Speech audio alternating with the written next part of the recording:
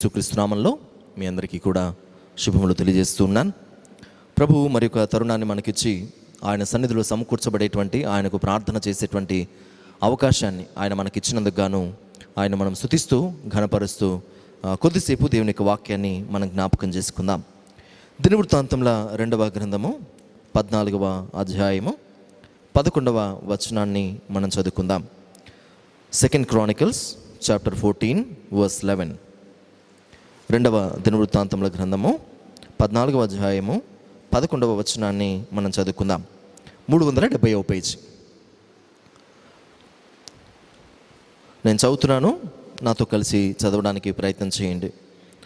ఆసా తన దేవుడైన యెహోవాకు మొరపెట్టి, యెహోవా, విస్తారమైన సైన్యము చేతిలో ఓడిపోకుండా బలము లేని వారికి సహాయము చేయుటకు నీకన్నా ఎవరునూ లేరు.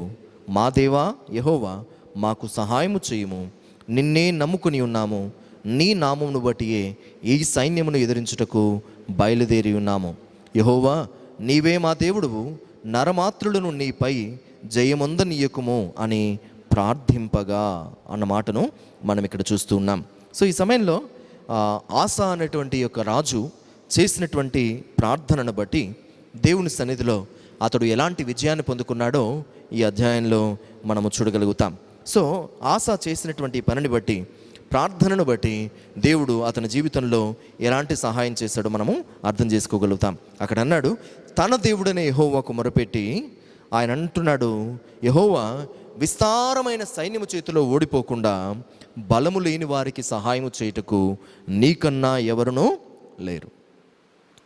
ఈ సమయంలో చుట్టూ మనకు వినబడుతున్నటువంటి వార్తలను బట్టి, చుట్టూ జరుగుతున్నటువంటి పరిస్థితులను బట్టి మనము ఈ విస్తారమైనటువంటి ఈ రోగము ద్వారా, ఈ తెగులు ద్వారా విస్తరిస్తున్నటువంటి దీనిలో మనము ఓడిపోకుండా, మనము పడిపోకుండా, మనము దాని బారిన పడకుండా ప్రభువుకు మనము ప్రార్థన చేయాలి. ఏమనంటే, బలము లేని వారికి సహాయము చేయుటకు నీకన్నా మాకు ఎవరు లేరు అని ప్రార్థించే వారంగా ఉండాలి. ఇప్పుడు ఈ వైరస్ని ఎదుర్కోవడానికి ఏం కావాలంటున్నారు అందరూ? బలంగా ఉంటే సరిపోతుంది. బలమైన ఆహారాన్ని మీరు తినండి, బలమైనటువంటి రీతిలో మీరు ఉండడానికి ప్రయత్నం చేయండి, రోగ నిరోధక శక్తిని మీరు పెంచుకోవడానికి మీరు ప్రయత్నం చేయమని అనేక మంది డాక్టర్లు మనకు సూచనలు సలహాలు ఇస్తూ ఉన్నారు. అర్థమవుతుందన్నమాట. ఎవరు మనకు అలాంటి సలహాలు సూచనలు ఇచ్చేది? ఎవరిస్తారు ఆ విధమైన సలహాలు? మామూలుగా ప్రభుత్వం వారు ఇస్తున్నారు. ఎక్కువ దీని గురించి బాగా తెలిసిన వారు, రోగ నిరోధక శక్తిని పెంచగలిగినవి ఏంటి, బలాన్ని ఇవ్వగలిగిందని చెప్పగలిగిన వారు ఎవరు? వైద్యులు, డాక్టర్లు చెప్పగలుగుతారు. అలాగూ అర్థమవుతున్నమాట. ఇక్కడ ప్రార్థిస్తున్నటువంటి వ్యక్తి పేరేంటి? ఆసా. ఆసా అంటే అర్థం ఏంటి అనంటే వైద్యుడు. ఒక వైద్యుడు తన దేవుని సన్నిధిలో తాను ప్రార్థన చేస్తూ చెప్తున్నటువంటి మాట ఏంటంటే, బలము లేని వారికి సహాయం చేయడానికి నీకన్నా మాకు ఇంకెవరూ లేరు. విస్తారమైనటువంటి యొక్క సైన్యము చేతుల్లో నుండి ఓడిపోకుండా మమ్మల్ని రక్షింపమని అతను ప్రార్థన చేశాడు. ఈ సమయంలో మనము చేయవలసినటువంటి ప్రార్థన ఏంటంటే, ఈ విస్తరిస్తున్నటువంటి యొక్క వైరస్ చేతిలో నుండి మేము ఓడిపోకుండా మాకు సహాయము చేయమని దేవుణ్ణి మనము అడగాలి. ఏం లేదు, మనకు బలం లేదు. బలము లేని వారికి సహాయము చేయవాడు, బలము లేని వారికి బలమును దయచేవాడు దేవుడు అన్న సంగతి వాక్యంలో జ్ఞాపకం చేస్తూ ఉన్నాను. కాబట్టి మనము చేయవలసినటువంటి ప్రార్థన ఈ ఆశా వంటి ప్రార్థన అయి ఉండాలి అన్నది ఈ సమయంలో జ్ఞాపకం చేస్తూ ఉన్నాను. అందువల్ల ఈ యొక్క మాటలను మనం అర్థం చేసుకుంటూ ఈరోజు ప్రభు సన్నిధుల నుండి మనము బలాన్ని పొందుకోవడానికి మనము ప్రార్థన చేసేవారంగా మనం ఉండాలి. యోబు గ్రంథము 24వ అధ్యాయము 22, 23 వచనాలను మనం చదువుకుందాం. Book of Job chapter 24 verses 22 and 23. 24వ అధ్యాయము 22వ వచనము 23వ వచనాన్ని మనం చదువుకుందాం. 438వ పేజీ. పేజీ నెంబర్ చెప్పడంలో ఉద్దేశం ఏంటంటే, చదువు రాని వాళ్ళు, త్వరగా తీయలేని వాళ్ళు ఆ పేజీని బట్టి అయినా ఆ వచనాలను చూడగలుగుతారన్న ఉద్దేశం తప్ప మరొకటి కాదు. కాబట్టి ఈ సమయంలో గమనించండి, 22వ వచనాన్ని చదువుతున్నాను. ఆయన తన బలము చేత బలవంతులను కాపాడుచున్నాడు. కొందరు ప్రాణమును గూర్చి ఆశ విడిచినను వారు మరలా బాగుపడుదురు. ఆయన వారికి అభయమును దయచేయును గనుక వారు ఆధారము నొందుదురు. ఆయన వారి మార్గముల మీద తన దృష్టిని ఉంచును అని రాయబడింది. ఇందాక మనం చదువుకుందేంటి? బలము లేని వారికి సహాయము చేయుటకు నీకన్నా మాకు ఎవరు లేరు. ఇక్కడ రాయబడినటువంటి మాట ఏంటంటే, ఒకవేళ నాకు బలం ఉందన్నా, నేను బలంగా ఉన్నాను, నాకు ఏమీ ప్రాబ్లం లేదు, నాకేమీ సమస్య లేదు, నేను బలంగా ఉన్నాను అని అంటే, ఇక్కడ కూడా జ్ఞాపకం చేస్తున్నటువంటి మాట ఏంటంటే, ఆయన రాయబడిన మాటను చూడండి 22వ వచనంలో, ఆయన తన బలము చేతను బలవంతులను కాపాడుచున్నాడు. నీవు బలవంతుడివే అయినా, బలవంతురాలివే అయినా, నిన్ను కాపాడడానికి కూడా దేవుని బలము నీకు నాకు అవసరం అన్న సంగతి ఈ సమయంలో జ్ఞాపకం చేస్తున్నాను. కాబట్టి నేను బలవంతుడిని, నేను బలవంతురాలిని, నాకేమీ అక్కర్లేదు దేవుని సహాయము, నాకేమీ అక్కర్లేదు దేవుని కాపుదల అనడానికి వీల్లేదు. ఎంతటి బలవంతుడవైనా, ఎంతటి బలవంతురాలవైనా, నీకు నాకు కూడా ఆయన కాపుదల లేకపోతే, ఆయన కాపాడకపోతే మనము కాపాడబడ్డం అనేది అసాధ్యమైన పని అన్నది జ్ఞాపకం చేస్తున్నాను. రాయబడిన మాట చూడండి 2వ లైన్లో, కొందరు ప్రాణమును గూర్చి ఆశ విడిచినను వారు మరలా బాగుపడుదురు అని రాయబడం. ఈ సమయంలో ఇక్కడ కూర్చున్న వారిలో ఎవరెవరు ఏ ఆశతో దేవుని సన్నిధికి వచ్చారో, ఏ అవసరతతో దేవుని సన్నిధికి వచ్చారో, ఏ అవసరత గురించి మీరు సంవత్సరాల తరబడి ప్రార్థన చేస్తూ ఇక ఆశ విడిచారో ప్రభు జ్ఞాపకం చేస్తున్నాడు.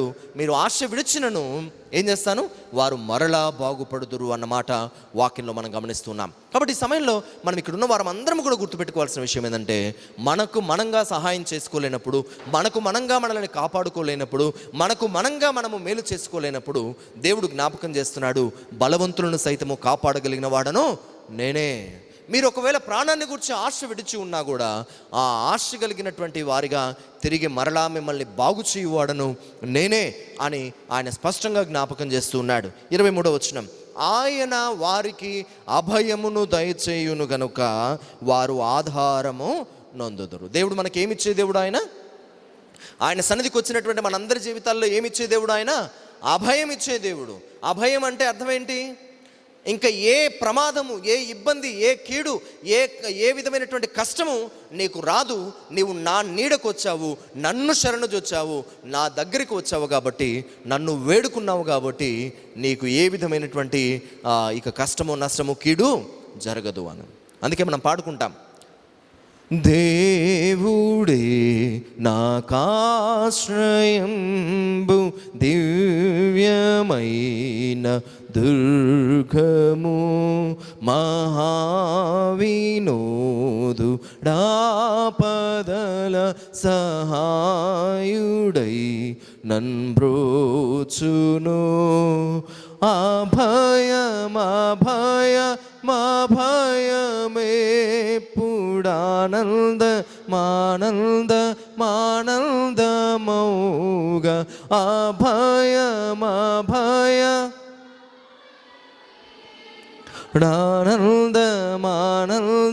మానందమౌగ దేవుడే నాకాశ్రయంబు దివ్యమైన దుర్గము. కాబట్టి ఎన్ని ఆపదలు వచ్చినా ఆయన నాకు అభయం ఇస్తాడు. ఆ అభయాన్ని బట్టి నేను ఎప్పుడూ ఆనందంతో ఉంటాను అని జ్ఞాపకం చేస్తున్నాడు. కాబట్టి ఈ సమయంలో ఈ యోబు గ్రంథంలో రాయబడిన విధంగా ఆయన తన బలము చేతను బలవంతులను కాపాడుచున్నాడు.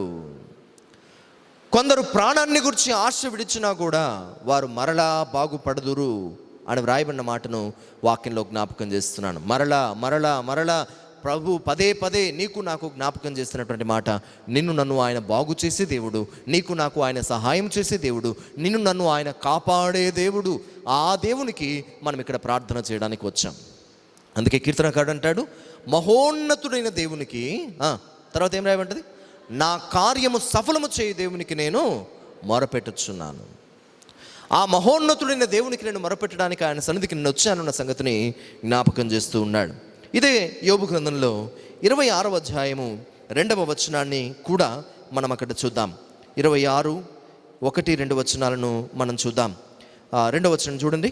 శక్తి లేని వానికి నీవు ఎంత సహాయము చేసేదివి, బలము లేని వానికి బలము లేని బాహువును ఎంత బాగుగా రక్షించితివి అని వ్రాయబడిన మాటను మనం ఇక్కడ చూస్తూ ఉన్నాం. కాబట్టి శక్తి లేని వారికి ఆయన సహాయము చేసే దేవుడు, బలము లేని బాహువును బాగుగా రక్షించే దేవుడు అన్న సంగతి స్పష్టంగా మనకి ఇక్కడ అర్థమవుతా ఉంది. బలము లేని బాహువు, చేతుల్లో బలము లేనప్పుడు సడలిన మోకాళ్ళను బలపరచండి, కృంగిన వారిని మీరు లేవనెత్తండి అన్న మాటను వాక్యంలో మనం చూస్తూ ఉంటాం. కాబట్టి శక్తి లేని వానికి నీవు ఎంత సహాయము చేసితివి అని రాయబడింది. యెషయా గ్రంథంలో మనం చూస్తాం, శక్తి లేని వానికి బలాభివృద్ధి కలుగు చేయువాడు ఆయనే. శక్తి లేని వారికి బలాభివృద్ధి కలుగు చేయువాడు ఆయనే అన్న మాటను మనము మరలా చూస్తాం. అంతేకాదు తెస్సలోనికీయులకు రాసినటువంటి మొదటి పత్రిక చూడండి. తెస్సలోనికీయులకు రాసినటువంటి మొదటి పత్రిక 5వ అధ్యాయము 14వ వచనాన్ని మనం చూద్దాం. 5వ అధ్యాయము 14వ వచనం.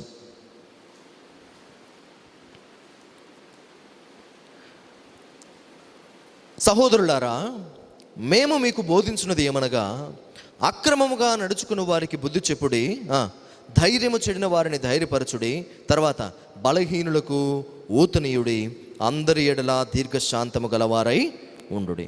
కాబట్టి దేవుని సన్నిధికి ప్రార్థన చేయడానికి వచ్చిన మనము దేవుని నుండి బలాన్ని పొందుకొని ఇక నుండి సంతోషంగా మనం వెళ్ళడానికి కాదు, కానీ ఎవరెవరైతే బలహీనంగా ఉన్నారో, ఎవరెవరైతే కృంగిపోయి ఉన్నారో, ఎవరెవరైతే ధైర్యం చెడి ఉన్నారో వారికి మనము ఊతమిచ్చేవారుగా, వారికి మనము ధైర్యం ఇచ్చేవారంగా, వారిని ధైర్యపరిచేవారంగా మనం ఉండాలి అన్న సంగతి వాక్యంలో జ్ఞాపకం చేస్తున్నాడు. ఆ సంగతిని మనం అర్థం చేసుకోవాలి. బలహీనులుగా ఉండి, శక్తిహీనులుగా ఉండి దేవుని సన్నిధికి వచ్చినటువంటి మన జీవితాల్లో దేవుడు చెప్తున్నటువంటి ఒక మాటను మనం జ్ఞాపకం చేసుకుంటే 29వ కీర్తన 11వ వచనాన్ని మనం గమనిద్దాం. కీర్తనల గ్రంథము 29వ కీర్తన 11వ వచనాన్ని మనం చదువుకుందాం. చూడండి, 29వ కీర్తన 11వ వచనం చదువుతున్నాను, గమనించండి. యెహోవా తన ప్రజలకు బలము అనుగ్రహించును, యెహోవా తన ప్రజలకు సమాధానము కలుగజేసి వారిని ఆశీర్వదించును. కాబట్టి దేవుని దగ్గరికి వచ్చినటువంటి మనమందరము ఆసా అనేటువంటి ఒక వైద్యుడు చేసినటువంటి ప్రార్థనను బట్టి, బలము లేని వారికి సహాయం చేయుటకు నీకన్నా మాకు ఎవరు లేరు ప్రభువా. ఈ సమయంలో మా శరీరాలు బలహీనం, మా మనస్సులు బలహీనం, మా హృదయము బలహీనం, మా ఆత్మ బలహీనము, ఎన్నో విధాలుగా బలహీనతలో ఉన్నటువంటి మా జీవితాలను బలపరచగలిగిన వాడు ఆయన, తన ప్రజలమైనటువంటి మనకు బలమును అనుగ్రహించువాడు ఆయనే అన్న సంగతి స్పష్టంగా దేవుని యొక్క వాక్యంలో మనం జ్ఞాపకం చేసుకోగలుగుతున్నాం. అంతేకాదు సమూయేలు మొదటి గ్రంథము 2వ అధ్యాయంలో మరి ఒక మాటను మనం చూద్దాం. సమూయేలు మొదటి గ్రంథము 2వ అధ్యాయము 224వ పేజీ, 224. సమూయేలు మొదటి గ్రంథము 2వ అధ్యాయము 10వ వచనంలో 2వ భాగాన్ని మనం చదువుకుందాం. 10వ వచనంలోని 2వ భాగం, సమూయేలు మొదటి గ్రంథం 2వ అధ్యాయము 10వ వచనంలో 2వ భాగం చూడండి. తాను నియమించిన రాజునకు ఆయన బలమునిచ్చును, తాను అభిషేకించిన వానికి అధిక బలము కలుగొచ్చేయును. తాను నియమించిన రాజునకు ఆయన బలమునిచ్చే దేవుడు, తాను అభిషేకించిన వానికి అధిక బలాన్ని ఇచ్చే దేవుడు. మరి కావాలా వద్దా? మనకి ఏం కావాలి? బలం కావాలి. ఎలాంటి బలం కావాలి? అధిక బలం కావాలి. కాబట్టి దేవుని చేత నియమించబడిన, దేవుని చేత ఏర్పరచబడినటువంటి తన సేవకులను బలపరచువాడు ఆయనే, వారికి అధిక బలాన్ని ఇచ్చేవాడు ఆయనే అన్న సంగతి వాక్యం మనకు జ్ఞాపకం చేస్తూ ఉంది. అందుకని ఈ సమయంలో మనం అర్థం చేసుకోవాలి, ఇంతకు బలానికి ప్రార్థనకు ఏం సంబంధం అన్నా, బలం పొందుకొని ఇప్పుడు ఏం చేయాలి మనము, ఇప్పుడు ఏం ఆ బలం తీసుకుని ఏం చేయాలి ప్రార్థనా కూడికలో అని అంటే, మత్తయి సువార్తలు మనం చూస్తాం, అలాగే మార్కు సువార్తలు కూడా మనం గమనిస్తే 26వ అధ్యాయం 41వ వచనంలో మనం గమనించడానికి ప్రయత్నం చేస్తే, మత్తయి సువార్తలో మీరు శోధనలో ప్రవేశించకుండానట్లు ఏం చేయండి, మెలకువగా ఉండి ప్రార్థన చేయుడి అని వెంటనే ఒక మాట అంటాడు ఆయన. పేతురు మిగతా వాళ్ళందరూ కూడా నిద్రపోతున్నప్పుడు మీరు ఒక గడియను నాతో కూడా మేలుకొని ఉండి ప్రార్థించలేరా అన్న తర్వాత ఆయన ఒక మాట అంటాడు, మీరు శోధనలో ప్రవేశించుకున్నట్లు మెలకుగా ఉండి ప్రార్థన చేయడి అని. వెంటనే ఆయన అంటున్నటువంటి మాట ఏంటంటే, ఆత్మసిద్ధమే కానీ, చెప్పాలి, ఆత్మసిద్ధమే కానీ శరీరము బలహీనమని పేతురుతో చెప్పి అని వ్రాయబడి ఉంటుంది. సో ఇక్కడ కూర్చున్నటువంటి మనందరితో కూడా దేవుడు చెప్తున్నటువంటి మాట ఏంటంటే, మీరు ప్రార్థన చేయడానికి వచ్చారు, మీ ఆత్మ ప్రార్థన చేయడానికి సిద్ధంగా ఉంది, కానీ మీ శరీరము బలహీనము కనుక మీకు ఈ సమయంలో ఏమవసరం? బలం అవసరం. అందుకు శక్తిహీనులకు బలాభివృద్ధి కలుగు చేయవాడు ఆయనే, తన ప్రజలకు బలమును అనుగ్రహించేవాడు ఆయనే అన్న సంగతిని జ్ఞాపకం చేస్తూ ప్రభు యొక్క బలాన్ని పొందుకొని మనము బలమైన ప్రార్థన చేసేవారంగా మనం ఉండాలి. లేకపోతే ఏమవుతాం? ప్రార్థన మనము చేయలేం. దాని ద్వారా ఏమవుతాం? శోధనలో ప్రవేశిస్తాం. అందువల్ల దేవుడు మనకు బలాన్ని ఇచ్చే దేవుడు, ఆయన మనల్ని బలపరిచే దేవుడు. దేని కొరకు అనంటే ఆయన సన్నిధిలో మనము ప్రార్థన చేయడం కొరకు, మనము శోధనలో పడకుండడం కొరకు ఆయన మనకు బలాన్ని ఇచ్చే దేవుడు అన్న సంగతి వాక్యంలో మనం చూస్తూ ఉన్నాం. కీర్తనల గ్రంథము 18వ కీర్తన చూడండి. కీర్తనల గ్రంథంలో 18వ కీర్తన 32వ వచనాన్ని మనం చూద్దాం. 18వ కీర్తన 32వ వచనాన్ని చదువుతున్నాను. నాకు బలము ధరింపచేయువాడు ఆయనే, నన్ను యథార్థ మార్గమున నడిపించువాడు ఆయనే. ఆయన నా కాళ్ళు జింక కాళ్ళ వలె చేయుచున్నాడు, ఎత్తైన స్థలముల మీద నన్ను నిలుపుచున్నాడు. నా చేతులకు యుద్ధము చేయ నేర్పువాడు ఆయనే, నా బాహువులు ఇత్తడి విల్లును ఎక్కుపెట్టును. 39వ వచనం చూడండి. యుద్ధమునకు నీవు నన్ను బలము ధరింపచేసితివి, నా మీదికి లేచిన వారిని నా క్రింద అణచివేసితివి అన్న మాటను వాక్యంలో మనం గమనిస్తూ ఉన్నాం. ఇక్కడ బలము ధరింపచేయువాడు ఎవరు? ఆయనే. నా కాళ్ళను లేడి కాళ్ళగా చేసి ఎత్తైన స్థలములో శక్తితో నిలిపి, నా కాళ్ళను లేడి కాళ్ళుగా చేసి ఎత్తైన స్థలములో నిలిపి, రక్షణ కేడము నాకందించి, రక్షణ కేడము నాకందించి, అక్షయముగతన పక్షము చేర్చిన, అక్షయముగతన పక్షము చేర్చిన యెహోవా నా బలమా, యథార్థమైనది నీ మార్గం, పరిపూర్ణమైనది నీ మార్గం యెహోవా. ఈ 18వ కీర్తన అంతా మనం చూసినప్పుడు ఆ మొదటి వచనం నుంచి రాయబడి ఉంటుంది ఈ మాటలు. ఈ పాట అంతా అందులోనే ఉంటుంది. ఈ యెహోవా నా బలం అనేటువంటి పాటలోని చరణాలన్నీ కూడా ఆ కీర్తనలోవే అన్న సంగతి మనం ఎరుగుదాం. కాబట్టి మనము ఆత్మలో సిద్ధంగా ఉన్నా కూడా శరీరము కొన్నిసార్లు బలహీనమవుతుంది. ఈ రెండిటికి మధ్యలో ఏముంటుంది? మనస్సు ఉంటుంది, అంతే కదా. ఆత్మ సిద్ధంగా ఉంది, శరీరము బలహీనంగా ఉంది. ఈ మనస్సు యొక్క ప్రభావము శరీరం మీద ఎంతగానో పడేటువంటి అవకాశం లేకపోలేదు. నిజంగా ఆలోచించండి. ఎప్పుడైనా మనకు మనస్సులో బాగలేదనుకోండి, కొంత మనసు బాగలేదు, మనసు బాగలేనప్పుడు మన ముఖం ఎలా ఉంటుంది? నవ్వుతూ సంతోషంగా అలా ఉంటుందా? ఉండదు. ఒకవేళ పైకి నవ్వుతూ ఉన్నా కూడా హృదయంలో ఆ బాధ అలాగే ఉండిపోతుంది. హృదయంలో ఆ కన్నీరు, ఆ వేదన అనేది అలాగే ఉండిపోతుంది. అందుకనే నెహెమ్యా గ్రంథము 2వ అధ్యాయం 2వ వచనంలో రాజు ఒక మాట నెహెమ్యాని అడుగుతాడు. నెహెమ్యా ఏం చేసేవాడు? రాజులకు గిన్నె అందించేవాడు. అక్కడ ఆ గిన్నె అందించేటువంటి ఆ నెహెమ్యా రాజునకు గిన్నె అందించడానికి వచ్చినప్పుడు నెహెమ్యాతో రాజు ఒక మాట అంటాడు. నెహెమ్యా చూడండి, ఆ మాట, నీకు వ్యాధి లేదు కదా అంటాడు. చూడమ్మా, నెహెమ్యాతో ఆ రాజు అన్నటువంటి మాట. నెహెమ్యా గ్రంథము 2వ అధ్యాయము 2వ వచనాన్ని మనం చదువుకుందాం. పేజ్ నెంబర్ 401, 2వ అధ్యాయము 2వ వచనం. 1వ వచనం కూడా చదువుదామా పోనీ. అటు తర్వాత అర్తహషస్త రాజు ఏలుబడి కాలమున 20వ సంవత్సరంలో నీసాను మాసమందు రాజు ద్రాక్షారసము త్రాగవలనని చూస్తుండగా నేను ద్రాక్షారసము తీసుకుని రాజునకు అందించితిని. అంతకు పూర్వము నేను ఎన్నడూను అతని ఎదుట విచారముగా ఉండలేదు. రాజు దగ్గరికి ఆ గిన్నె అందించడానికి వెళ్ళిన ప్రతిసారి కూడా ఎప్పుడూ తన ముఖంలో అంతటి విచారము కనబడలేదు. ఇప్పుడు ఆ విచారంగా ఉన్నాడు అతను.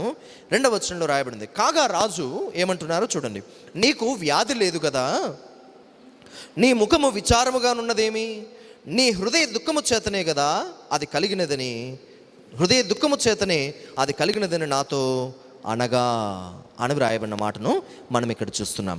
కాబట్టి నీకేం వ్యాధి లేదు కదా, నీకేం రోగం లేదు కదా, ఎందుకు నువ్వు అంత విచారంగా ఉన్నావు అని రాజు నెహెమ్యాని అడుగుతున్నాడు. అంటే నెహెమ్యా హృదయంలో, నెహెమ్యా మనసులో ఉన్నటువంటి విచారము, ఆ వేదన, ఆ బాధ అనేది ఎక్కడ కనబడుతుంది? ముఖంలో కనబడుతుంది. మనం కూడా చాలాసార్లు మన జీవితంలో ఈ విధమైనటువంటి విచారాన్ని, ఈ విధమైనటువంటి బాధను లోపల మనం కలిగి ఉండి అది ముఖంలో ఎంత దాచుకుందాం అనుకున్నా కూడా దాచగలుగుతామా? దాన్ని దాచేటువంటి అవకాశం లేదు. కనబడిపోద్ది, ముఖంలో ఈజీగా కనబడిపోద్ది. నాలాంటి వాడికైతే ఈజీగా అర్థమైపోద్ది ఎందుకో డల్గా ఉన్నారు ఈరోజు అని. ఎంతమంది అడుగుతారో నన్ను చూసినప్పుడల్లా, ఎందుకమ్మా అంటే ఏదైనా చిన్న తలనొప్పో లేకపోతే ఏదైనా ఆలోచిస్తున్నప్పుడో నేను అలాగుంటానమాట. అయితే దేవుడు జ్ఞాపకం చేసేటువంటి మాట ఏంటంటే ఇక్కడ, నీకు వ్యాధి లేదు కదా అన్నాడు. అంటే వ్యాధి ఉన్నవాడు ఏం చేస్తాడు? విచారంగా ఉంటాడు. మనో దుఃఖము చేత ఏం జరుగుతుందంటే హృదయ విచారం అనేది కలుగుతుంది అన్న సంగతి రాజు ఇక్కడ స్పష్టంగా తాను చెప్తూ ఉన్నాడు. నీ హృదయ దుఃఖము చేతనే కదా నీ ముఖము విచారముగా ఉన్నదేమి అంటున్నాడు. సో నీ ముఖం విచారంగా ఉందేమో ఈరోజు. ఇక్కడికి కూడి వచ్చినటువంటి మన జీవితాల్లో ఈ యొక్క విచారమైనటువంటి పరిస్థితిని మనం అనుభవిస్తున్నామేమో. అయితే దేవుడు జ్ఞాపకం చేస్తున్నాడు, ఒకవేళ నీ ముఖంలో నువ్వు దాచుకుందాం అనుకున్నా హృదయాన్ని అంతరంగాన్ని ఎరిగినటువంటి ఆ దేవుడు ఆయన జ్ఞాపకం చేస్తూ చెప్తున్నటువంటి మాట ఏంటంటే, ఎందుకమ్మా నీ హృదయము విచారంగా ఉంది, లేక నీ ముఖం ఎందుకు అంత విచారంగా ఉంది, నీ హృదయంలో దుఃఖం ఉంది కదా అని అడుగుతున్నాడు. ఆయన అడుగుతున్నప్పుడు దేవుడితో నువ్వు మనస్సు విప్పి ఆయనకు ప్రార్థన చేసేటప్పుడు ఆయనతో చెప్పు, ఏమని అనంటే, నిజమే ప్రభువా, నా ముఖంలో నేను దాచుకోగలుగుతున్నాను కానీ హృదయంలో ఉన్నదాన్ని మాత్రం తీసివేసుకోలేకపోతున్నాను, నాకు సహాయం చేయి ఈ విషయంలో అని ప్రభువును మనము వేడుకునే వారంగా మనం ఉండాలి. అందుకని ఈ సమయంలో మనం అర్థం చేసుకోవడానికి ప్రయత్నం చేస్తే, ఎవరితో అన్నారు ఈ మాట? నీ ముఖము విచారంగా ఉన్నదేమి, నీ హృదయ దుఃఖము చేతనే కదా అన్నది ఎవరు? రాజు. ఎవరితో అంటున్నాడు? నెహెమ్యాతో అంటున్నాడు. నెహెమ్యా యొక్క ముఖము విచారంగా ఉంది. ఇప్పుడు నెహెమ్యా అంటే అర్థం ఏంటి తెలుసా మీకేమన్నా? యెహోవా ఆదరించువాడు అని అర్థం. నెహెమ్యా అంటే అర్థం ఏంటి? యెహోవా ఆదరించువాడు అని అర్థం. యెహోవా ఆదరించువాడన్న పేరు అర్థము కలిగినటువంటి వ్యక్తి జీవితంలో కూడా ముఖంలో ఏం మానలేదు, ఏం ఉండక మానలేదు, విచారం ఉండక మానలేదు. ఎందుకొరకు విచారము? తన కుటుంబంలో ఏదైనా సమస్య ఉందా, తన ఒంట్లో ఏమన్నా బాగోలేదా, తనకు సంబంధించిన వారికి ఏమన్నా సమస్య ఉందా అంటే కాదు, కానీ దేవుని యొక్క మందిరము విషయమై తాను కలిగి ఉన్నటువంటి విచారం అది. తన హృదయంలో దేవుని యొక్క మందిరం పట్ల తనకున్నటువంటి శ్రద్ధను అక్కడ నెహెమ్యా జీవితంలో మనం చూడగలుగుతున్నాం. కాబట్టి నేను జ్ఞాపకం చేసేటువంటి మాట ఏంటంటే, ఆదరించువాడు ఆయనే, అభయమిచ్చేవాడు ఆయనే, బలపరచువాడు ఆయనే, శక్తిహీనులకు బలాభివృద్ధి కలుగు చేయువాడు కూడా ఆయనే అన్న సంగతి జ్ఞాపకం చేస్తూ ఉన్నాను.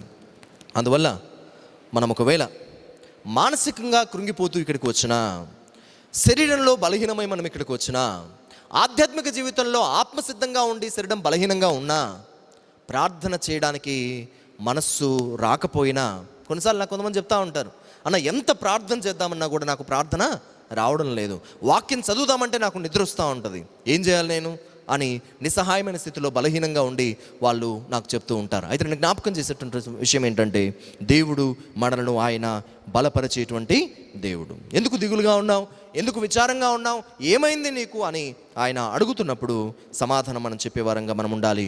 యెహోవా తన ప్రజలకు బలమును అనుగ్రహించును. ఆయన ప్రజలంగా ఇక్కడికి వచ్చిన మన జీవితాల్లో బలాన్ని అనుగ్రహించువాడు ఆయనే. మీరు రెఫరెన్స్ రాసుకోండి. 68వ కీర్తన 28వ వచనం. 68వ కీర్తన 28వ వచనం. నీ దేవుడు నీకు బలము కలుగా నియమించి ఉన్నాడు అని వ్రాయి ఉంటుంది అక్కడ. ఎవరి దేవుడు? నీ దేవుడు. నీకేం కలుగు చేస్తాడు ఆయన? బలము కలుగా నియమించి ఉన్నాడు ఆయన. He has already appointed. దేవుడు నీకు బలమును కలుగా నియమించి ఉన్నాడు అన్న మాటను మనం చూస్తున్నాం. గత సంవత్సరం నా వాగ్దానం ఇది, ప్రభు నాకు ఇచ్చినటువంటి మాట ఇది. కాబట్టి మనం అర్థం చేసుకోవడానికి ప్రయత్నం చేయాలంటే, ఇప్పుడు రోగ నిరోధక శక్తి మనకు కావాలంటే మెడిసిన్ ద్వారా మనకు బలము రాదు, మనం తీసుకున్నటువంటి ఆహారం ద్వారా మనకు బలము రాదు. కానీ దేన్ని బట్టి మనం బలం పొందుకోగలుగుతామనంటే కేవలము మనల్ని బలపరిచేటువంటి, బలమునిచ్చేటువంటి దేవుడి వలననే మనం బలం పొందుకుంటాం. ఆ మాట పదే పదే మీరు జ్ఞాపకం చేసుకోనండి. యోబు గ్రంథం 24వ అధ్యాయంలో 22-23 వచనాల్లో నేను చెప్పిన మాటలను మీరు గుర్తుపెట్టుకొని, బలవంతులకు సైతము కాపాడువాడు ఆయనే. బలవంతులను సైతము కాపాడువాడు, తన బలము చేత ఆయన కాపాడువాడన్న సంగతి వాక్యంలో మనం చూస్తున్నాం. యెషయా గ్రంథం 37వ అధ్యాయం 3వ వచనంలో కూడా మనం చూస్తే, మీరు రెఫరెన్స్ రాసుకుంటే చాలా, ఇంటికి వెళ్ళి మళ్ళీ మీరు ధ్యానం చేయవచ్చు. యెషయా గ్రంథం 37వ అధ్యాయం 3వ వచనంలో, పిల్లలు పుట్టవచ్చురు కానీ కనుటకు శక్తి చాలట్లేదు. ఈ సమయంలో మనం కూడా ఆలోచించడానికి ప్రయత్నం చేస్తే, భవిష్యత్తు మంచిగా స్థిరపరచబడుతుంది మా పిల్లలది, ఒక స్థాయికి వచ్చేసారు, వీళ్ళ భవిష్యత్తుకి ఇంకేమీ డోకా లేదు అని అనుకుంటున్నటువంటి సమయంలో ఇప్పుడు ఏమైంది? బలం లేదు, శక్తి లేదు, ఏమీ చేయడానికి వీలు లేనటువంటి పరిస్థితికి వెళ్ళవలసి వచ్చింది.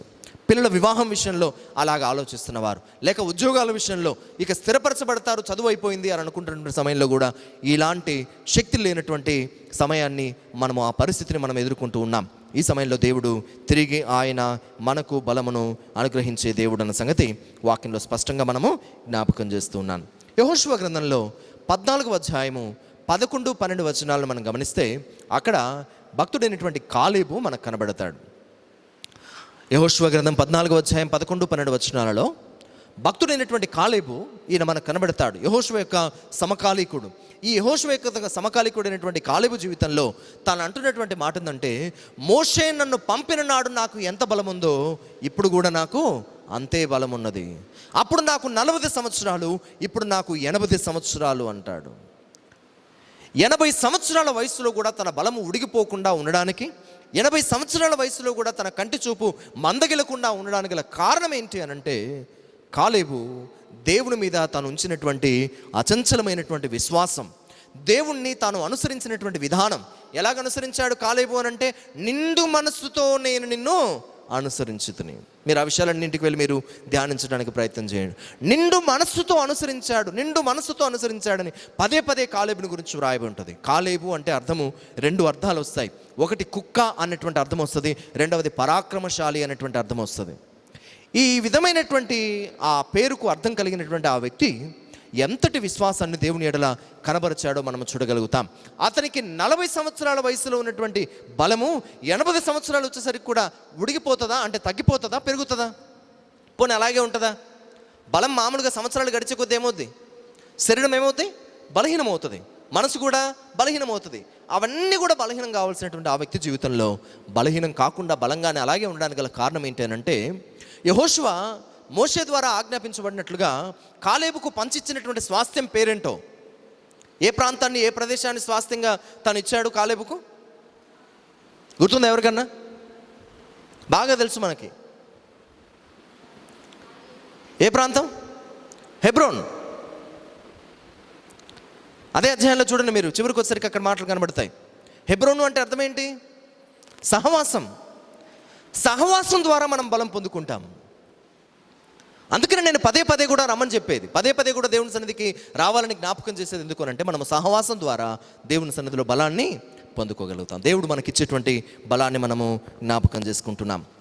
కాబట్టి ఇక్కడ మనం అర్థం చేసుకోవాల్సిన విషయం ఏంటంటే, కాలేబు దేవుని నిండు మనసుతో అనుసరించిన వ్యక్తే కాదు, నిండు హృదయంతో దేవుణ్ణి విశ్వసించిన వ్యక్తి కూడా. ఇక్కడ కూడి వచ్చినటువంటి మన జీవితాల్లో మనము దేవుని యందు పరిపూర్ణమైనటువంటి విశ్వాసాన్ని మనం ఉంచాలి. అందుకే ఈ మధ్యకాలంలో పదే పదే నేను చెప్తున్నటువంటి మాటను మీరు జ్ఞాపకం ఉంచుకోనండి. ఆ దయ్యం పట్టినటువంటి తండ్రి తన కుమారుని తీసుకుని వచ్చి యేసుక్రీస్తు ప్రభు దగ్గరికి వచ్చి బాగు చేయమన్నప్పుడు ప్రభు ఒక మాట అంటాడు. ఏంటది? నమ్ముట నీ వలన అయితే నమ్మువానికి ఏం సాధ్యం? సమస్తము సాధ్యం. ఈ సమస్తములో ఏమున్నాయి అనంటే, ఇప్పుడున్న తెగులు కూడా ఉంది. ఈ సమస్తమును సాధ్యపరచగలిగిన వాడు ఎవరు అనంటే, దేవుడు.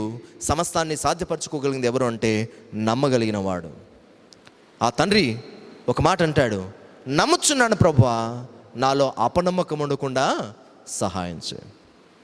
ప్రభు సన్నిధికి వచ్చిన మనమందరము కూడా ఎంత మాత్రము అపనమ్మకం ఉంచకుండా, ఎంత మాత్రము దేవుని సన్నిధిలో మనము బలహీనం అవ్వకుండా, ఎంత మాత్రము కూడా దేవుణ్ణి అపనమ్మకంతో మనం ఉండకుండా ప్రభు సన్నిధిలో మనము ప్రార్థించే వారంగా మనం ఉండాలి అని జ్ఞాపకం చేస్తూ ఉన్నాను. తర్వాత మనం చూసినప్పుడు న్యాయాధిపతుల గ్రంథము 6వ అధ్యాయము 14వ వచనంలో గిద్యోనుతో ప్రభు ఒక మాట అంటే ఈ మాట ఎలాగో నేను మీకు జ్ఞాపకం చేస్తున్నాను అని అంటే, 5,000 మంది కూర్చుని ఉన్నారు, ఆహారాన్ని వడ్డించాలి. పురుషులు 5,000 మంది, స్త్రీలు పిల్లలు కాకుండా. వాళ్ళ దగ్గర ఏమున్నాయి? ఎంత ఉంది? కొంచెమే ఉంది. ఏంటా కొంచెం? 5 రొట్టెలు 2 చిన్న చేపలు ఉన్నాయి. కొంచెమే ఉంది, కానీ ప్రభు చేతిలో దాన్ని పెట్టినప్పుడు, ప్రభు మాట ప్రకారం దాన్ని చేసినప్పుడు వాళ్ళ జీవితంలో ఏం జరుగుతుంది అని అంటే, అనేక మందికి పంచగా మిగులు వారి జీవితంలో కనబడింది. సో ఈ సమయంలో ఇక నేను కూడా జ్ఞాపకం చేసేటువంటి విషయం ఏంటంటే, మన దగ్గర ఏమున్నా కూడా అది కొంచెమే అయినా కూడా ఎలాంటి పరిస్థితికి వచ్చారో చూడండి. వాళ్ళు 6వ అధ్యాయంలోనే 6వ వచనంలో మనం చూద్దాం. 6వ అధ్యాయము 6వ వచనం ఏం రాయబడింది? అక్కడే న్యాయాధిపతుల గ్రంథం 6వ అధ్యాయం 6వ వచనం. దేశమును పాడు చేయుటకు వారు దానిలోనికి వచ్చిరి. ఇశ్రాయేలీలు మిద్యానీయుల వలన మిక్కిలి హీన దశకు వచ్చినప్పుడు వారు యెహోవాకు మొరపెట్టిరి. ఏ స్థితికి వచ్చారు వాళ్ళు? మిక్కిలి హీన దశకు వచ్చారు, మిక్కిలి బలహీన దశకు వచ్చారు. అలాంటి స్థితిలో దేవునికి వారు మొరపెట్టారు. మొరపెట్టినప్పుడు దేవుడు గిద్యోనుతో చెప్తున్నటువంటి మాట, గిద్యోను బలం తెచ్చుకో, మిద్యానీయుల చేతిలో నుండి వీరిని రక్షించు అన్నాడు. ఇక్కడ రాయబడిన మొదటి పదం చెప్పండి. 6వ అధ్యాయం 6వ వచనంలోని మొదటి పదం ఏంటో? దేశమును పాడు చేయుటకు వారు దానిలోనికి వచ్చిరి. ఇప్పుడు దేశాన్ని పాడు చేయడానికి, ప్రపంచాన్ని పాడు చేయడానికి ఏమొచ్చింది? తెగులు వచ్చింది. యెహెజ్కేలు గ్రంథం 33వ అధ్యాయంలో మనం ఏం చూస్తాం? నేను దేశమును పాడు చేయకుండానట్లును ప్రాకారమును దిట్టపరచుటకు బద్దలైన సందులలో నిలబడడానికి తగినవాడు ఎవడని నేను ఎంత విచారించినను ఒకడును నాకు కనబడలేదు.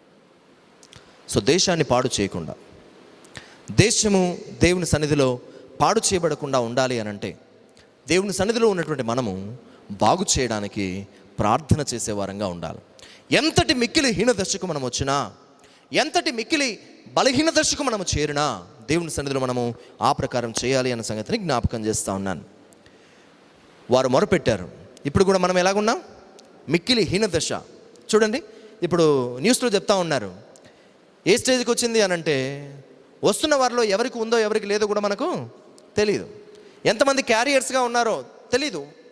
కానీ దేవుడు మనకు కాపుదల, ఆయన భద్రతను మనకి ఇస్తున్నప్పుడు ఈ మిక్కిలి హీన దశలో దేవునికి మనం మొరపెట్టడానికి ఆయన సన్నిధికి రావాలి. వచ్చినప్పుడు దేవుడు గిద్యోను వంటి ఒకరిని లేపుతాడు. లేపినప్పుడు వారి ద్వారా ఈ యొక్క కష్టంలో నుండి మనము బయటికి రావడానికి వీలవుతుందన్న సంగతి జ్ఞాపకం చేస్తున్నాను. ఫిలదెల్ఫియా సంఘముతో ప్రకటన గ్రంథంలో 3వ అధ్యాయంలో 8వ వచనంలో ఈ మాటను గమనిస్తాం. ప్రకటన 3:8లో ఫిలదెల్ఫియా సంఘముతో ఈ మాట అంటాడు ప్రభు. ఏమనంటే, నీకున్న శక్తి కొంచెమైనను అంటాడు. ఎంత శక్తి ఉంది? ఎంత శక్తి ఉందమ్మా? కొంచెము శక్తి ఉంది. నీవు నా మాటలను విన్నావు, నా మాటలను గైకొన్నావు అని దేవుడు ఆ సంఘాన్ని అభినందిస్తాడు. ఫిలదెల్ఫియా అంటే అర్థం ఏంటంటే సహోదర ప్రేమ అని అర్థం. సహోదర ప్రేమ కలిగిన సంఘముగా మనం ఉండాలి. సహోదరుల కొరకు ప్రేమించి ప్రార్థించే సంఘముగా మనం ఉండాలి. అప్పుడు మన శక్తి కొంచెమైనా కూడా దేవుడు ఏం చేస్తాడు? దాన్ని బలాభివృద్ధిని మనకిచ్చి బలంతో ఆయన మనల్ని నింపే దేవుడుగా ఉంటాడు అన్న సంగతి వాక్యంలో జ్ఞాపకం చేస్తూ ఉన్నాను. సారెపతు విధవరాల దగ్గరికి ఏలియా వెళ్తాడు. వెళ్ళినప్పుడు అమ్మా కొంచెం నీళ్ళిమ్మా అని అడుగుతాడు. అడిగినప్పుడు ఆమె నీళ్ళు తీసుకొని రాబోతూ ఉండగా ఈయన అంటాడు, నాకు ఒక అప్పము తీసుకొని రా అని అంటే, ఆవిడేమంటదంటే, నా దగ్గర పట్టెడు పిండిను బుడ్డిలో కొంచెము నూనె అంటది ఆమె. కానీ ఆ కొంచెం ఏమైంది? సమృద్ధి అయింది. కాబట్టి ఈ సమయంలో ఇతరులకు మనం ఇచ్చే విషయంలో, ఇతరులను మనం ఆదుకునే విషయంలో, వారి కష్టంలో కన్నీరులో మనం వారికి సహాయంగా నిలిచే విషయంలో మనము దేవుని పక్షంగా నిలిచినప్పుడు దేవుడు మన కొంచెమును ఆయన ఆశీర్వదించి బలపరిచే దేవుడు అన్న సంగతి వాక్యంలో మనం చూస్తున్నాం. కాబట్టి శక్తిహీనులకు ఆయన బలాభివృద్ధి కలుగు చేయవాడు ఆయనే అన్నమాట కూడా వాక్యంలో మనం గమనిస్తున్నాం. అయితే ఈ సమయంలో నేను అర్థం చేసుకోవడానికి ప్రయత్నం చేయండి. దేవుడు మన జీవితాల్లో, ప్రార్థించడానికి వచ్చిన మన జీవితాల్లో ఇప్పటి వరకు ఆయన అనేకమైన కార్యాలు చేశాడా చేయలేదా? చేశాడు. ఎన్ని నెలలు మనం కాపాడబడ్డాం ఈ 2020 సంవత్సరంలో? నిన్న నేను చూశాను ఒక పోస్ట్ అనమాట, ఫేస్బుక్లో ఎవరో పోస్ట్ చేస్తున్నారు. ఏమనంటే, ఫేస్బుక్లోనే ఏదో స్టేటస్లో అనుకుంటా, ఒకడు లగేజ్ అంతా సర్దుకొని నేను వెళ్ళిపోతానంటాడు. ఎక్కడికి రా అంటే, నేను 2019కి వెళ్ళిపోతానంటున్నాడు ఆవిడ. ఎందుకు? నేను దీన్ని భరించలేకపోతున్నాను, ఈ 2020 సంవత్సరాన్ని. నా జీవితంలో ఇంత దారుణమైన పరిస్థితి నేను ఎప్పుడూ చూడలేదురా బాబు, నేను వెళ్ళిపోతాను 2019కి అంటాడు వాడు బ్యాగ్ సర్దుకొని. పోగలమా? పోలేం. ఇంకా చెప్పవలసి వస్తే అలాంటి విధంగా ఎంతమంది ఎన్ని రకాలుగా బాధపడుతూ ఇబ్బంది పడుతూ ఉన్నారో. అయితే ఈ 2020 సంవత్సరంలో 7 నెలలు ఆయన కృపలో మనం భద్రపరచబడ్డాం. మన కుటుంబాలు భద్రపరచబడ్డాయి. మనము దేవుని సన్నిధిలో ఏం చేయాలంటే, కృతజ్ఞతాస్తుతిని ఆయనకు మనం అర్పించే వారంగా కూడా ఉండాలి. ఏంటి ఆ కృతజ్ఞతాస్తుతి అంటే, మీకు ఇప్పుడు కృతజ్ఞత కూడికలు ఎలాగో లేవు కాబట్టి దీని గురించి ఒక మాట చెప్పేసి నేను ముగించేస్తాను. కృతజ్ఞత అంటే అర్థం ఏంటంటే, కృత అంటే గతించినది అని అర్థం, జ్ఞత అంటే జ్ఞాపకము చేసుకోవడం అని అర్థం, స్తుతి అంటే మీకు అందరికీ తెలుసు. కాబట్టి గతించిన వాటిని జ్ఞాపకము చేసుకుని దేవునికి మనము స్తుతించే వారంగా, దేవుని మనము ఆరాధించే వారంగా, ఘనపరిచే వారంగా మనము ఉండాలి. కృతజ్ఞత కలిగిన వారంగా మనం ఉండాలి. కృతజ్ఞులు ఉంటారు, కృతజ్ఞులు ఉంటారు. తెలుసు కదా మీకు, కృతజ్ఞతకి తేడా ఉంటుంది. కృతజ్ఞత అంటేనేమో చేసిన మేలును బట్టి, చేసిన సహాయాన్ని బట్టి జ్ఞాపకం చేసుకుని మనము స్పందించేది. కృతజ్ఞత అంటే అర్థం ఏంటంటే, మనము చేసిన మేలును మరచిపోయి జ్ఞాపకం చేసుకోకపోవడం. కాబట్టి ఈ సమయంలో ఇక్కడ కూర్చున్న మనమందరం దేవుని సన్నిధికి వచ్చినాం. మన జీవితాల్లో మనము కృతజ్ఞతాస్తుతిని దేవునికి చెల్లించి, దేవునికి అప్పుడు మనం చేసేటువంటి ప్రార్థనను బట్టి గిద్యోను ద్వారా మిద్యానీయుల చేతిలో నుండి ఇశ్రాయేలును రక్షించిన దేవుడు, ఆ మిక్కిలి స్థితిలో నుండి, మిక్కిలి హీన దశలో నుండి వారిని రక్షించిన దేవుడు, ఇప్పుడున్న ఈ మిక్కిలి హీన దశలో నుండి మనల్ని కూడా రక్షించువాడు ఆయన. బలహీనున్నా, బలహీనురాల్ని, బలహీనతలో నేనున్నాను, హీన దశలో నేనున్నాను అంటే మనల్ని బలపరిచి, మనల్ని స్థిరపరిచి నడిపించువాడు ఆయనే అన్న సంగతి ఈ సమయంలో జ్ఞాపకం చేసుకుని, శక్తిహీనులకు బలాభివృద్ధిని కలుగు చేయువాడు, తన ప్రజలకు బలమును అనుగ్రహించువాడు ఆయనే అన్న సంగతి జ్ఞాపకం చేసుకుందాం. మళ్ళీ చెప్దామా? ఆసా అనేటువంటి రాజు ఏమని ప్రార్థన చేశాడు? బలము లేని వారికి సహాయము చేయుటకు నీకన్నా మాకు ఎవరు లేరు. మేమెవరం ఇప్పుడు? బలము లేని వారం. మేము బాగా తింటే మాకు బలం రాదు, మేమేదో మెడిసిన్ తీసుకుంటే మాకు రోగనిరోధక శక్తి మాకు రాదు. ఈ బలము లేని వారికి మాకు సహాయం చేయవాడవు నీవు తప్ప ఇంకెవరు లేరు. ఆశ అంటే అర్థం ఏం చెప్పాను నేను? ఆశ అంటే అర్థం ఏం చెప్పాను? వైద్యుడు. ఒక వైద్యుడు అంటున్నాడు, మాకు బలము లేదు, మా బలము నీవే, మా గానము నీవే అని దేవుని సన్నిధిలో మనం ప్రార్థించే వారంగా మనం ఉందాం. ప్రార్థన చేసుకుందాం.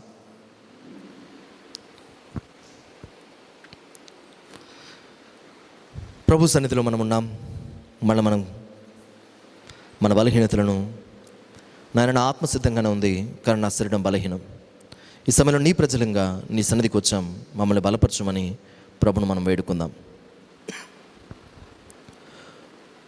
నాయనా, ఒక వైద్యుడే అలాంటి ప్రార్థన చేస్తే మా జీవితంలో మేము ఇంకెంత బలమైన ప్రార్థన చేయవలసిన వారమో. శోధనలో ప్రవేశించుకున్నట్లు మెలకుగా ఉండి ప్రార్థన చేయమన్నప్పుడు అలాగే మేము ప్రార్థన చేయడానికి మీ కృప దయచేయమని నిన్ను ప్రార్థిస్తూ ఉన్నాను. నీ కృపను, నీ కనికరాన్ని మాకు అనుగ్రహించమని ప్రభును మనం వేడుకుందాం. అయ్యా, నా ముఖము విచారంగా ఉందో, సంతోషంగా ఉందో మనుషులు గుర్తు పట్టినా పట్టకపోయినా నన్ను మాత్రం నువ్వు అడుగుతున్నావు, రాజులకు రాజుగా. అమ్మా, నీ ముఖము విచారంగా ఉన్నదేమి, నీ హృదయము దుఃఖము చేతనే కదా అని నీవు అడుగుతున్నప్పుడు, నిజమే తండ్రి, నా హృదయ దుఃఖాన్ని నీ పాద సన్నిధిలో నేను వ్యక్తపరుస్తున్నాను. నా హృదయాన్ని సంతోషంతో నింపి ఇక నుంచి బలపరిచి నన్ను పంపించమని ప్రభును మనం అడుగుదాం. ప్రేమగలిగిన మా తండ్రి, దయగలిగిన మా ప్రభువా, నీకు వందనాలు, స్తోత్రాలు చెల్లిస్తూ ఉన్నాను నాయన. ఎంతైనా నువ్వు నమ్మదగిన దేవుడు, మా జీవితంలో ఏ పరిస్థితికైనా నువ్వు చాలిన దేవుడు. కాబట్టి నీ కృపలో మమ్మల్ని భద్రపరిచి మీ నామానికి మహిమకరంగా మమ్మల్ని మీరు వాడుకునమని ప్రార్థన చేస్తూ ఉన్నాం.